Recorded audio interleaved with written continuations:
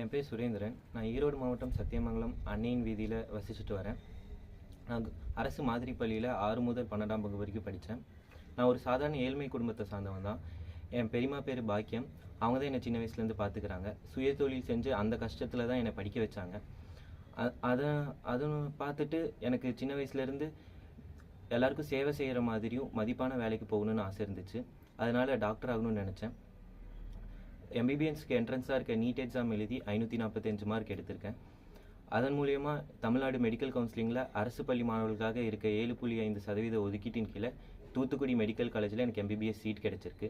இந்த 7.5 ரிசர்வேஷனை கொண்டு வந்த முன்னாள் முதல்வருக்கும் இந்நாள் அரசுக்கும் நான் ரொம்ப நன்றி சொல்லிக்கிறேன். எனக்கு ஊக்கமாக இருந்த என் ஸ்கூல் டீச்சர்ஸ்க்கும் நான் நன்றி கடன் பட்டிருக்கேன்.